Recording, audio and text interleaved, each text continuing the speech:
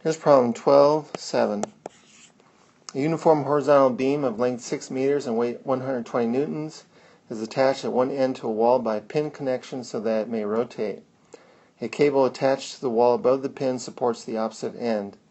The cable makes an angle 60 degrees with the horizontal.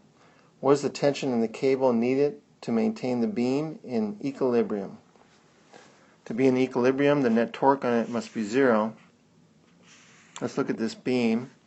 6 meters long. It's got a pivot at the wall, and it's got a cable, and the tension in the cable, let's mark it with red here, is going up at a 60-degree angle. We also would have a weight force of the beam acting at its center of mass, 120 newtons that way, and there's probably some kind of reaction force at the wall here that's going off to the right. The reason I'm thinking it's going off to the right is I need something to offset the negative horizontal component of the tension force that's going to the left, so that my net force in the x direction is 0. This is a good attempt at the first free body diagram, but we want everything to be x and y. So let's break the tension up into two components, a t sine 60 going up and a t cosine 60 going to the left. I still have this weight component of 120 newtons, and then I have two components for this reaction force, which I'm going to call vertical and horizontal. So now everything is x and y. Great. I want to find the tension, and I don't know three things. I don't know V, I don't know H, and I don't know T. So if I want to get rid of two of my unknowns, I want to select a pivot point that allows me to do that. If I select point A here, I will eliminate from consideration this vertical component because its line of action goes through point A. I'll eliminate H because its line of action goes through point A.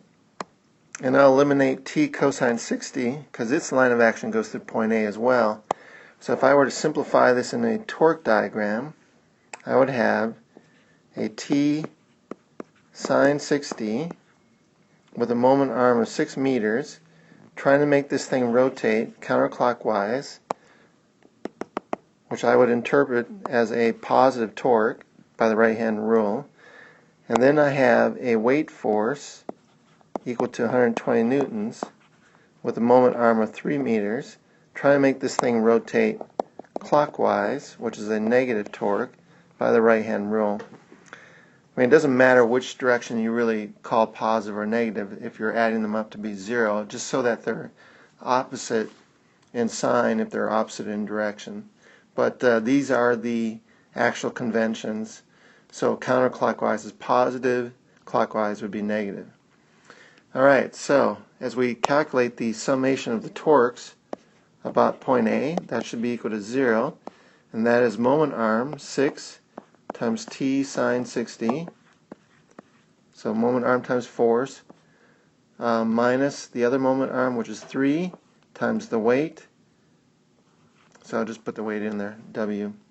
So that means T is going to equal 3 times the weight, which is 120 newtons, divided by 6 times the sine of 60. And what is that equal to? 69.3 newtons. So the tension in the cable is 69.3 newtons.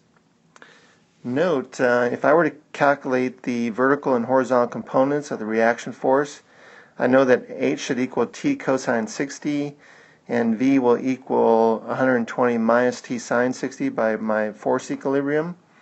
But when all was said and done, I would find that these three forces actually will converge on a point. Their line of action will converge on a point, and hence the magnitude of the reaction force will actually be equal to this tension force as well.